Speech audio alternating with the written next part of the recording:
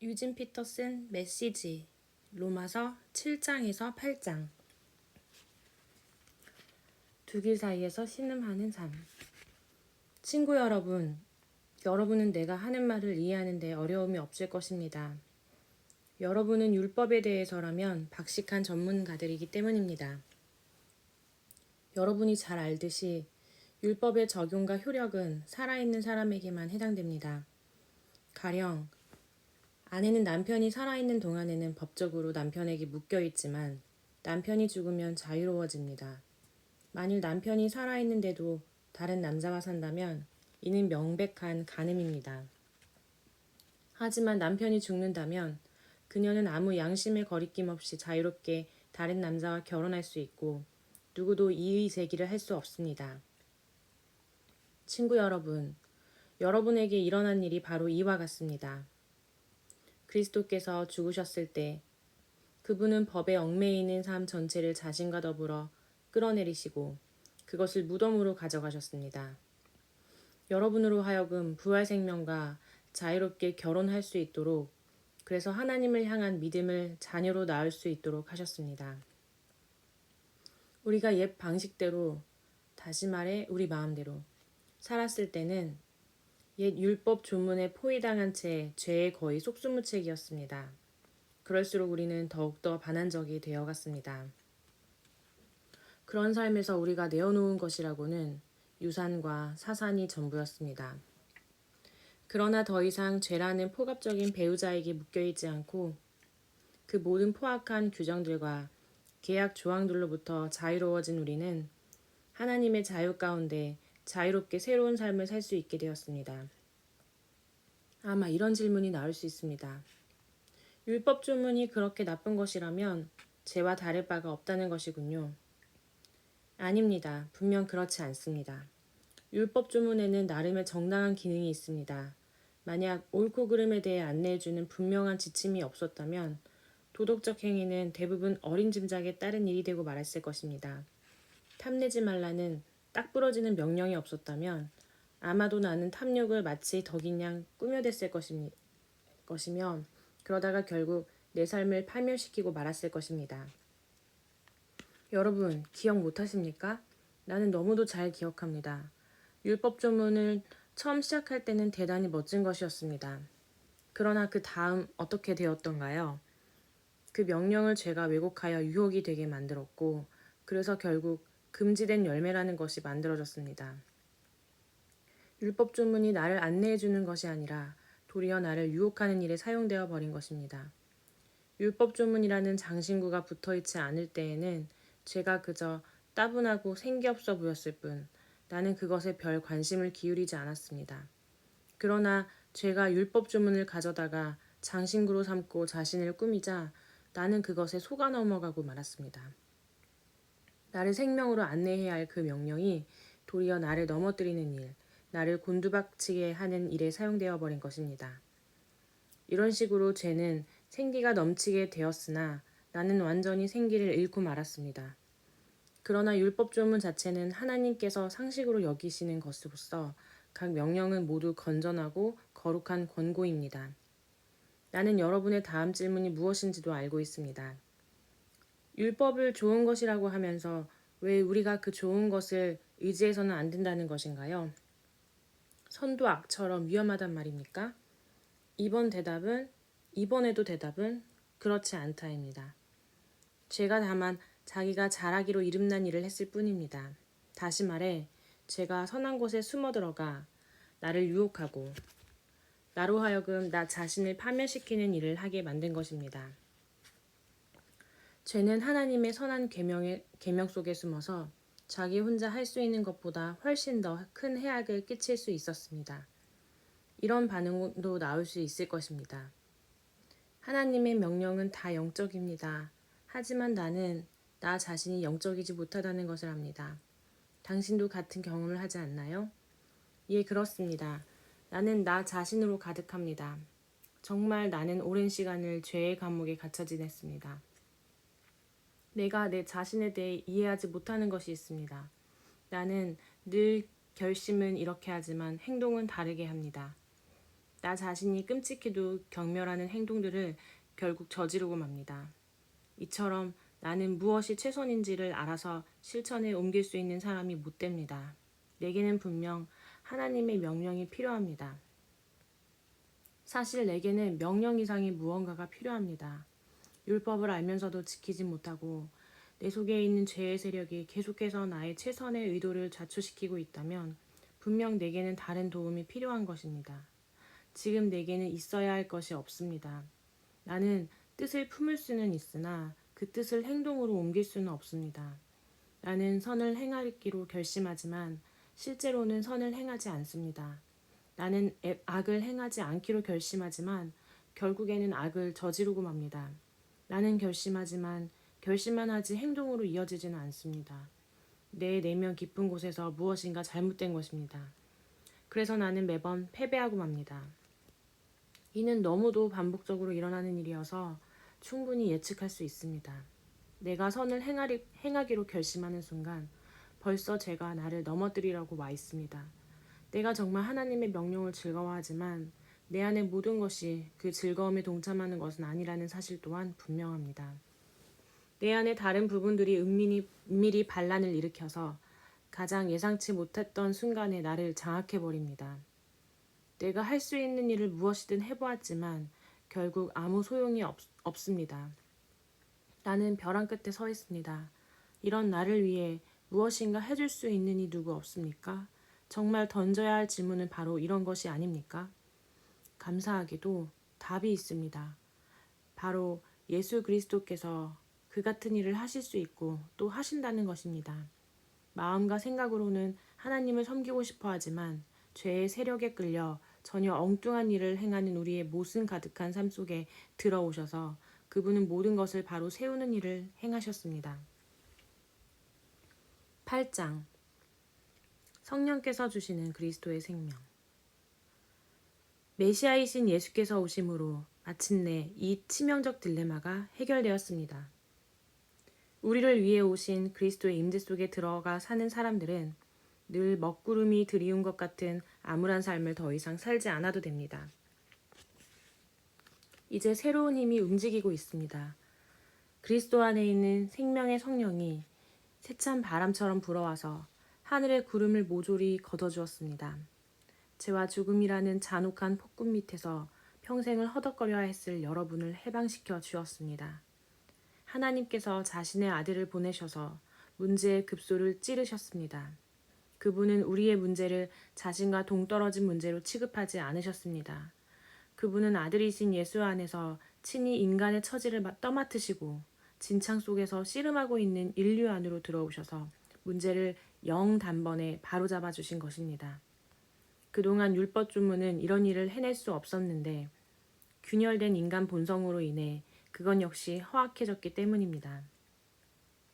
율법은 언제나 근본적 치유가 아니라 죄에 대한 미봉책이었을 뿐입니다. 그러나 마침내 그동안 응할 수 없었던 율법 조문의 요구에 우리가 응할 수 있게 되었습니다. 이는 우리가 한층 더 노력해서가 아니라 오직 성령께서 우리 안에서 행하고 계신 일을 우리가 받아들임으로써 그렇게 된 것입니다. 자기 힘으로 할 수 있다고 여기는 사람들은 늘 자신의 도덕적 힘을 재보는 일에만 몰두할 뿐 정작 실제 삶에서 그 힘을 발휘하여 일하지는 못합니다. 반면에 자기 안에 일하고 계신 하나님의 활동을 신뢰하는 사람들은 자기 안에 하나님의 성령이 살아 숨쉬고 계신 하나님이 계시다는 사실을 발견하게 됩니다. 자기 자아에 사로잡힌 사람들은 결국 막다른 길에 이를 뿌립니다. 그러나 하나님께 주목하는 사람들은 탁 트이고 드넓은 자유로운 삶 속으로 이끌려갑니다. 자기 자아에 집중하는 것과 하나님께 집중하는 것은 극과 극입니다. 자기 자아에 몰두하는 사람들은 하나님을 무시하고 결국 하나님보다 자기 자아에 더 많이 몰입하게 됩니다. 그런 사람들은 하나님과 하나님이 행하시는 일을 무시합니다. 그러나 하나님은 결코 무시당하는 것을 기뻐하시는 분이 아닙니다. 하나님께서 친히 여러분의 삶 가운데 사시기로 하셨다면 이제 여러분은 하나님보다 여러분 자신에 대해 더 많이 생각할 수 없습니다. 보이지 않지만 분명히 현존하는 하나님이신 그리스도의 영을 아직 모셔드리지 않는 사람들은 지금 우리가 하는 말을 이해하지 못할 것입니다. 그러나 그분을 모셔드린 여러분, 그분이 안에 사시는 여러분은 비록 지금도 죄로 인한 한계들을 경험하지만 하나님의 생명으로 사는 삶을 경험하고 있습니다. 예수를 죽은 자들 가운데서 일으키신 살아계신 하나님께서 여러분의 삶 속에 들어오신 것입니다. 그렇다면 그분이 예수 안에서 행하셨던 것과 같은 일을 여러분 안에서도 행하셔서 여러분을 그분을 향해 살아나게 만드시리라는 것은 너무도 분명하지 않습니까? 하나님께서 여러분 안에 살아 숨쉬고 계신다면 이것도 예수 안에서처럼 여러분 안에서도 분명한 사실입니다. 여러분은 실로 죽은 삶으로부터 건진받은 것입니다. 여러분 안에 사시는 그분의 성령으로 말미암아 여러분의 몸도 그리스도의 몸처럼 살아나게 될 것입니다. 우리는 자기 힘을 믿고 사는 옛사람에게는 한 푼도 덕을 본 것이 없습니다. 그런 삶은 우리에게 유익한 것이 전혀 없습니다. 우리가 해야 할 최선은 그 삶을 땅에 묻고 새로운 삶을 시작하는 것입니다. 하나님의 영이 우리를 손짓해 부르고 계십니다. 해야 할 일들, 가야 할 곳들이 얼마나 많은지요. 하나님께 받은 이 부활 생명의 삶은 결코 소심하거나 무거운 삶이 아닙니다. 이는 기대 넘치는 모험의 삶, 어린아이처럼 늘 하나님께 다음은 뭐죠, 아빠? 라고 묻는 삶입니다. 하나님의 영이 우리의 영을 만지셔서 우리가 정말 누구인지를 확증해 주십니다. 우리는 하나님이 어떤 분이시고 우리가 누구인지를, 곧 그분은 우리의 아버지시며 우리는 그분의 자녀라는 것을 알게 됩니다. 뿐만 아니라 장차 우리에게 주어질 믿을 수 없는 만큼 엄청난 상속에 대해서도 알게 됩니다. 우리는 그리스도께서 경험하시는 것을 그대로 경험합니다. 그러므로 여러분, 지금 우리가 그분과 더불어 힘든 때를 보내고 있다면 분명 우리는 그분과 더불어 좋은 때도 맞게 될 것입니다. 그런 이유로 나는 현재 우리가 겪고 있는 힘든 때와 장차 우리에게 다가올 좋을 때는 서로 비교조차 할 수 없다고 생각합니다. 이 창조 세계 전체는 장차 자신에게 다가올 그 무엇을 손꼽아 기다리고 있습니다. 창조 세계 안에 모든 것이 얼마 동안 제어를 당하고 있습니다. 창조 세계와 또 모든 창조물들이 다 자신들 앞에 놓인 그 영광스러운 때 안으로 동시에 해방되어 들어갈 준비가 될 때까지 하나님께서 고삐로 그들을 제어하고 계십니다. 그러는 동안 현재는 기쁨 가득한 기대가 점점 깊어갑니다. 우리 주변 어디를 둘러봐도 이 창조 세계는 마치 해산을 앞둔 임신부와 같습니다. 세상 전체가 겪고 있는 이 고통은 한마디로 해산의 고통입니다. 우리 주변 세상만 그런 것이 아닙니다. 우리 내면도 마찬가지입니다. 하나님의 영이 우리 내면을 일깨우셔서 우리 역시 산고를 느끼고 있습니다. 지금 우리는 이 불모의 몸, 불임의 몸이 완전히 구원받기를 열망하고 있습니다. 기다림이 우리를 작아지게 하지 않는 이유가 바로 여기에 있습니다. 임산부의 기다림은 임신부를 작아지게 하지 않기 때문입니다. 우리는 그러한 기다림 중에서 오히려 커져갑니다. 물론 우리는 우리를 커지게 하는 그것을 아직 눈으로는 볼 수 없습니다. 그러나 기다림이 길어질수록 우리는 더욱 커져가며 우리의 기대 또한 더욱 기쁨으로 충만해집니다. 기다리다 지치는 순간에 하나님의 영이 바로 우리 곁에서 우리를 도우십니다. 어떻게 또 무엇을 기도해야 할지 몰라도 괜찮습니다. 그분이 우리 안에서 우리를 위해 우리의 기도를 하십니다. 할 말을 잃어버린 우리의 탄식, 우리의 아픈 신음소리를 기도로 만들어주시기 때문입니다. 그분은 우리 자신보다 우리를 훨씬 더 잘 아시고 임신부와 같은 우리의 상태를 아셔서 늘 우리를 하나님 앞에 머물게 하십니다. 그래서 우리는 하나님을 사랑하는 우리 삶 속에 일어나는 모든 일이 결국에는 선한 것을 이루는 데 쓰인다는 확신을 갖고 살 수 있습니다. 하나님은 처음부터 자신이 하실 일을 분명히 아셨습니다. 처음부터 하나님은 그분을 사랑하는 사람들의 삶을 그분 아들의 삶을 본떠 빚으려고 결정해 두셨습니다. 그분의 아들은 그분께서 회복시키신 인류의 맨 앞줄에 서 계십니다. 그분을 바라볼 때 우리는 우리 삶이 본래 어떤 모습이었어야 했는지 깨닫게 됩니다. 하나님은 이처럼 그분의 자녀들이 어떤 모습이어야 하는지를 결정하신 뒤에 그들의 이름을 불러주셨습니다. 이름을 부르신 뒤에는 그들을 그분 앞에 굳게 세워주셨습니다. 또한 그들을 그렇게 굳게 세워주신 뒤에는 그들과 끝까지 함께 계시며 그분이 시작하신 일을 영광스럽게 완성시켜 주셨습니다. 여러분 어떻습니까? 이처럼 하나님이 우리 편이 되어 주셨는데 어떻게 우리가 패배할 수 있겠습니까? 아들을 보내셔서 우리 인간의 처지를 껴안으셔서 최악의 일을 감수하시기까지 하신 하나님, 그 하나님께서 우리를 위해 자신의 전부를 주저없이 내어놓으셨다면 그분이 우리를 위해 기꺼이 아낌없이 하시지 않을 일이 무엇이겠습니까? 누가 감히 하나님께서 택하신 이들을 들먹이며 그분께 시비를 걸 수 있겠습니까? 누가 감히 그들에게 손가락질할 수 있겠습니까? 우리를 위해 죽으신 분, 우리를 위해 다시 살아나신 분께서 지금 이 순간에도 하나님 앞에서 우리를 변호하고 계십니다. 그 무엇이 우리와 우리를 향하신 하나님의 사랑을 갈라놓을 수 있겠습니까? 절대 있을 수 없습니다. 고생도, 난관도, 증오도, 배고픔도, 노숙도, 위협도, 협박도, 심지어 성경에 나오는 최악의 죄들도 마찬가지입니다. 당신을 증오하는 자들은 눈 하나 깜빡 않고 우리를 죽입니다. 그들의 손쉬운 표적인 우리는 하나씩 하나씩 처치됩니다.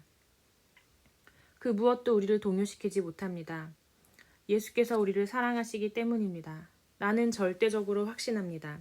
그 무엇도 산 것이든 죽은 것이든 천사적인 것이든 악마적인 것이든 현재 것이든 장래 것이든 높은 것이든 낮은 것이든 생각할 수 있는 것이든 생각할 수 없는 것이든 절대적으로 그 무엇도 우리를 하나님의 사랑에서 떼어놓을 수 없습니다. 우리 주 예수께서 우리를 꼭 품어 안고 계시기 때문입니다.